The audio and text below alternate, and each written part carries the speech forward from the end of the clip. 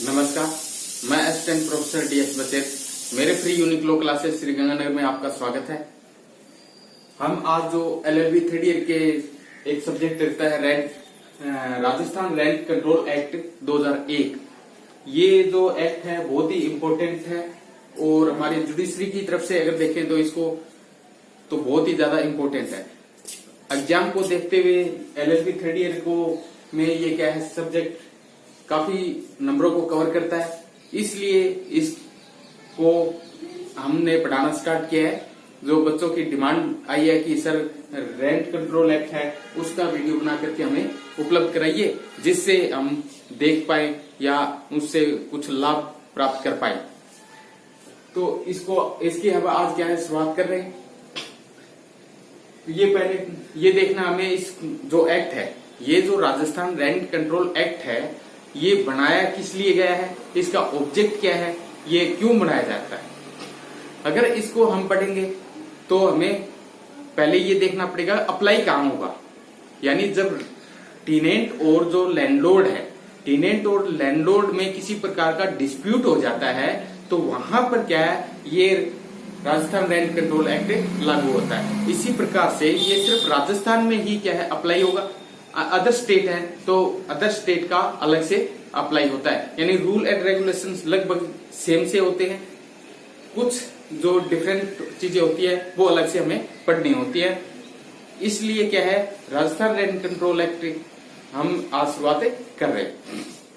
अगर इसका हम ब्रीफ में देखें तो इसमें क्या है, चैप्टर 7 है, सेक्शन 32, यानी चैप्टर 7 है इसके अंदर और सेक्शन 32 है।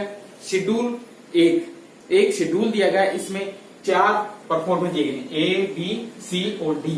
यानी इसके अंदर 4 परफॉर्मे दिए गए हैं। इन परफॉर्मों में क्या है, हम इसकी प्रोसेस देखते हैं कि किस तरीके से हमें उसमें प्रोसेस में जाकर के इसका क्या है लाभ लिया जा सकता है या क्या प्रोसीडिंग होगी। ये परफॉर्मे भर के क्या है हम जब कोर्ट में जमा कराते हैं या जो एडवोकेट जमा कराएगा तब ये क्या प्रोसेस में आएगा। फिर कहता है इसका एक्सटेंट कहाँ है। एक्सटेंट बहुत ही इंपॉर्टेंट है यहाँ पे। यानी हम सब एक्टों में क्या पढ़ते हैं, होल ऑफ इंडिया, संपूर्ण भारत में। पहले तो हम पढ़ते थे कि जम्मू कश्मीर को छोड़ करके, अब जो नई लैंग्वेज आई है वो होल ऑफ इंडिया दी गई है। वहां पे इसको पढ़ने के लिए हमें क्या ध्यान देना है कि होल ऑफ राजस्थान, ये सिर्फ राजस्थान पे ही क्या अप्लाई होता है, होल ऑफ इंडिया पे अप्लाई नहीं होगा। यहाँ पे ये बात हो क्या है बहुत ही इंपॉर्टेंट है, समझने लायक है कि होल ऑफ राजस्थान में अप्लाई होगा। और राजस्थान में भी कहां पे, जो डिस्ट्रिक्ट हेडक्वार्टर है, जिला मुख्यालय है वहां पर और नगर पालिका जहां पे है वहां पे। तो कहता है कि कहां पे हम अप्लाई करेंगे। अगर जब पंचायत है या जो गांव है वहां पे अगर अप्लाई करना है तो कैसे कराएंगे, तो वहां गजट नोटिफिकेशन करवा करके हम क्या इसको अप्लाई करवा लेंगे। तो ये इसका क्या प्रोसेस है। फिर कहता है कि ये जो बनाता कौन है, यानी सारे के सारे जो एक्ट हैं वो बनाता कौन है, प्रेसिडेंट के सिग्नेचर होते हैं, तब वो क्या प्रोसेस में आकर के गजट नोटिफिकेशन होता है और उस पर क्या है एक्ट नंबर वगैरह डल जाते हैं। ये इसका प्रोसेस होता है। तो इसमें प्रेसिडेंट ने क्या है डेलीगेशन पावर किसको, गवर्नर को दे दी गई है, जो कि हमारी 3 लिस्टें होती हैं, यूनियन लिस्ट और कंकरेंट लिस्ट, एक स्टेट लिस्ट। जो यूनियन लिस्ट है, स्टेट लिस्ट है और कंकरेंट लिस्ट है, ये 3 लिस्टें होती हैं। इसमें से स्टेट लिस्ट जो है, स्टेट लिस्ट जो आर्टिकल 246 है, यानी आर्टिकल हमारा 246 है, इसके अंदर स्टेट लिस्ट के रूल दिए गए हैं कि किस तरीके से हम क्या है उसको एक्ट बनाया जाएगा, एक्ट बनाने की प्रोसेस क्या हो रही है, यहाँ पे ये बताया गया है। फिर हम क्या देखेंगे इसमें, ये देख रहे हैं कि पहला जो चैप्टर है प्रीलिमिनरी का बात करता है। पहला जो चैप्टर है वो प्रीलिमिनरी की बात करता है। इसमें सेक्शन 1 to 5 यानी सेक्शन 1 से 5 तक दिए गए। दूसरा रिवीजन ऑफ रेंट, कि रेंट का रिवीजन किस प्रकार से होगा, पुनरीक्षण कैसे होगा, ये सेक्शन 6 to 7 दिया गया है। फिर थर्ड जो चैप्टर आता है हमारा, ये है सेक्शन 8 to 10। 8 to 10 में क्या टेनेंसी दी, किराएदारी किस प्रकार से होगी, ये इस चैप्टर में डिफाइन किया गया है। फिर अगला आता है हमारा restoration of possession of tenant and procedure, यानी किस प्रकार से पोजीशन टेनेंट है वो प्राप्त कर सकता है। अगर उसको बेदखली कर दिया गया है तो किस प्रकार से क्या है वो अपना वापिस से री एंट्री कर सकता है। फिर इलीगल 11 to 12 दिया है। अगर इलीगली रूप से अगर उसको निकाल दिया गया है तो वो क्या है दोबारा से उसमें आ सकता है। फिर हमारा चैप्टर 5 आता है constitution of tribunal procedure for revision of rent and eviction. अभी इविक्शन में appeal and execution section 13 to 22 यानी यहां दिया गया है 13 से 22 तक। फिर चैप्टर 5A ये कि हमारा जो अमेंडमेंट हुआ था 2017 में जो अमेंडमेंट हुआ था उसके तहत क्या है ये चैप्टर जोड़े गए थे दो, एक तो ए और एक बी। यानी इसमें हुआ क्या था, पहले जो ये हमारा एक्ट था ये क्या है प्रैक्टिकल बेस पे नहीं था, यानी एक थ्योरी बेस पे था। और हम सेक्शन में जब 5 में पढ़ते हैं कि किस प्रकार से किराए का संदाय होगा या पेमेंट कैसे की जाएगी, तो वहां पे लिखा हुआ है कि अगले महीने के 15 तारीख तक क्या है किराया देना होता है। तो ये अलग बात हो गई, वहां प्रैक्टिकल रूप अलग होता है, थ्योरी रूप अलग होता है। इसलिए क्या है इसमें ये इसको ऐड करना जरूरी था। इसलिए क्या है ये ए और बी जो चैप्टर है नए ऐड किए गए हैं। इसमें सेक्शन 22A to 22C तक दिया गया है। फिर हमारा जो चैप्टर 5 है बी वो होता है revision of rent in certain circumstances, security depositing to rent to in certain circumstances ETC। यानी ये 22D to 32G तक, यानी 22D से लेकर के 22G तक क्या है ये सेक्शनों में डिवाइड किया गया है। फिर हमारा चैप्टर 6 आता है एम्यूनिटीज। एम्यूनिटीज में क्या होगा कि सुख सुविधाएं क्या क्या होनी चाहिए, यानी सुख सुविधाओं में वो सारी सुख सुविधाएं होनी चाहिए जो मूलभूत या बेसिक रिक्वायर्ड है, वो सारी चीजें इसमें आ जाएंगी। फिर सेक्शन चैप्टर हमारा 7 आता है मिससेलेनियस। मिससेलेनियस जो होता है कोई भी एक्ट होता है उसका मिससेलेनियस बहुत ही इंपॉर्टेंट होता है। जो सारी चीजें बची हुई होती है एक जगह मिक्स करके हमें उसको पढ़ना होता है। तो इस प्रकार से क्या हमारा एक इंट्रोडक्शन है। अगर इनको हम इस तरीके से एक बार क्या ब्रीफ में अगर याद कर लेते हो तो पूरा क्या एक्ट हमारे को क्या एक बार रिवाइज हो जाता है कि कहाँ पे कौन सा चीज दी गई है और कैसे उसको पढ़ना होता है। अब हम क्या है जो चैप्टर 1 है, चैप्टर 1 में हम क्या पढ़ेंगे सेक्शन 1 क्या है। सेक्शन 1 है शॉर्ट टाइटल, एक्सटेंट और कमिटमेंट। शॉर्ट टाइटल इसका क्या है राजस्थान रेंट कंट्रोल एक्ट 2001 है।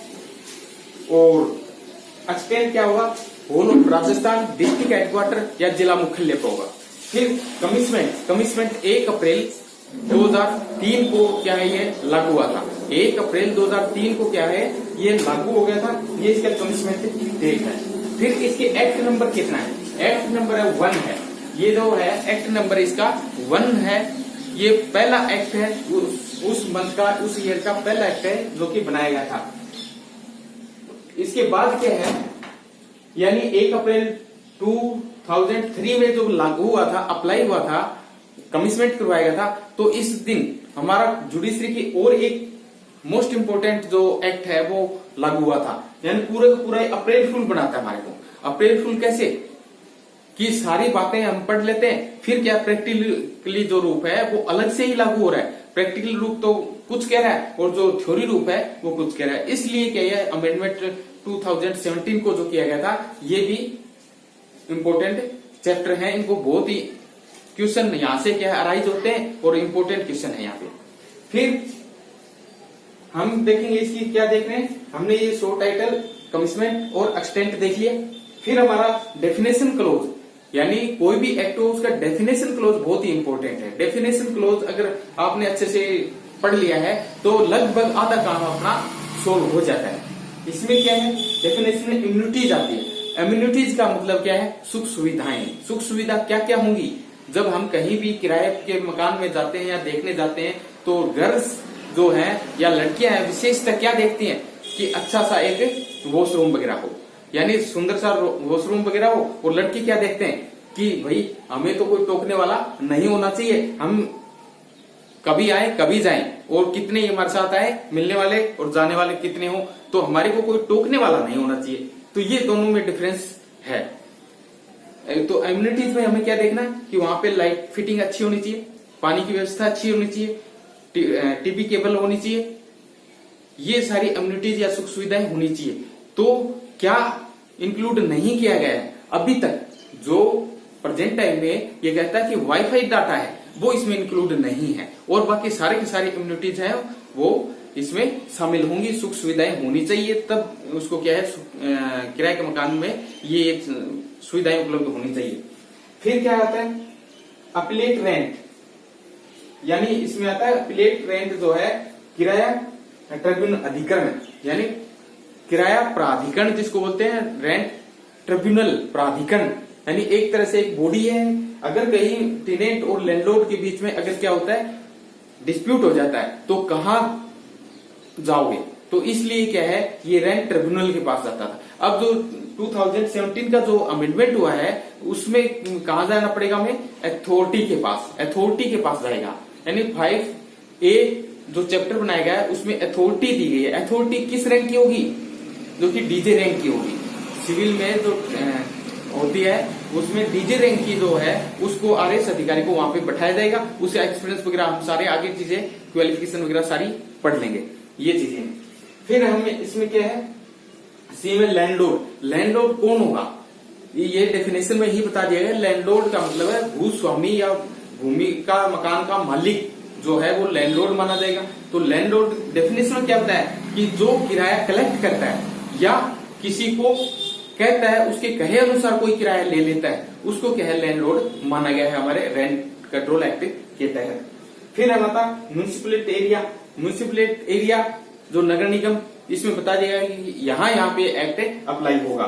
फिर आता प्राइमेजीज जो होता है जो कि हमारा प्रीसर जो हम किराए पे लेंगे तो उसमें क्या क्या चीजें आएंगी, ये बहुत ही इंपॉर्टेंट है। इसमें क्या इंक्लूड है क्या नहीं है ये बहुत हमें अच्छे तरीके से इसको पढ़ना पड़ेगा। और ये कहीं ना कहीं पूछ भी लेते हैं, या आपके जो LLB है उसमें 2 नंबर के क्वेश्चन बहुत अच्छा बनता है, यहाँ पे इंटरेस्टिंग क्वेश्चन बनता है कि प्रीसर में क्या शामिल है। प्रीसर में जो उसके बाल कॉलोनी है या गार्डन है सामने या उसमें स्टोर है, सारे के सारे अटैच हैं, वो सारे क्या है उसमें प्रीसर में शामिल होंगे। टेरेस जो छत है वो इसमें शामिल नहीं बताई गई है। तो और सारी जो अटैच चीजें हैं जो यूनिटीज वाली हैं सारी इसमें इंक्लूड होंगी। क्या शामिल नहीं हुआ, छत उसमें शामिल नहीं है। छत के बारे में अगर वहां पे पहले से बात खोल ली गई है यानी बात कर ली गई है तब क्या है छत पे आप क्या है यूज कर सकते हैं, अन्यथा यूज नहीं कर सकते। फिर हमारा रेंट अथॉरिटी अगर डिस्प्यूट होगा तो अब रेंट अथॉरिटी के पास जाना पड़ेगा। फिर हमारा आता है सीनियर सिटीजन क्या है कि वृद्ध नागरिक में जो हमारे CRPC में भी बताया गया कि वृद्ध नागरिक क्या होता है, और उसके कोर्ट में या थाने में क्या है बयान करने के लिए वृद्ध नागरिक को नहीं बुलाया जाएगा, यानी उसके घर पे जाकर के बयान लिए जाएंगे।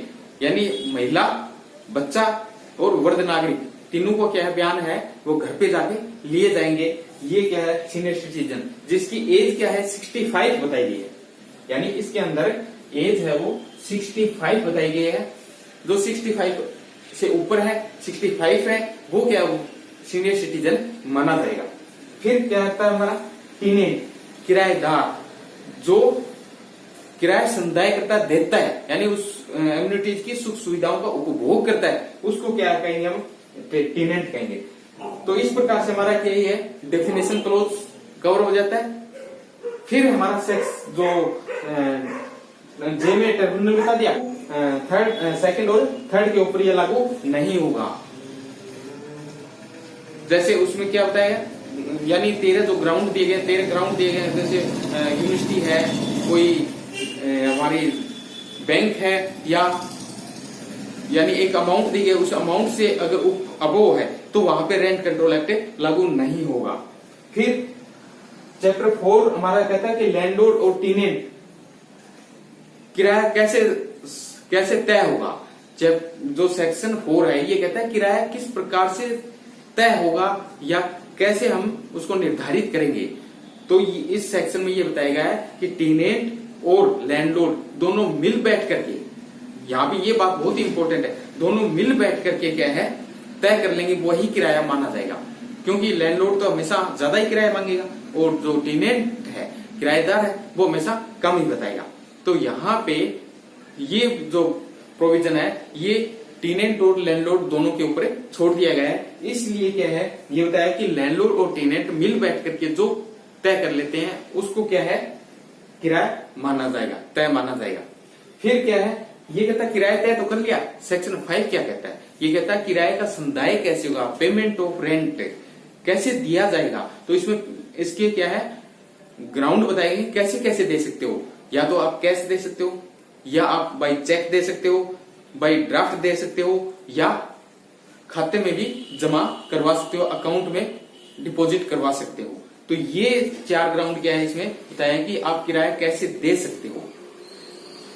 तो इस प्रकार से आज हमारा क्या है ये इंट्रोडक्शन पार्ट था। इंट्रोडक्शन में चैप्टर फर्स्ट भी हमने कर लिया है सेक्शन 1 to 5 तक। यानी ये अगर हम एक बार इसको ब्रीफली पढ़ लेते हैं तो हमारी सारी बातें क्या है क्लियर हो जाती हैं। फिर अगली क्लास में हम क्या इसको कंटिन्यूअस करेंगे। मिलते हैं अगली क्लास में। थैंक यू, धन्यवाद। अगर आपको ये क्लास या सेशन पसंद आए तो इसको लाइक करना, शेयर करना और सब्सक्राइब करना। Thank you.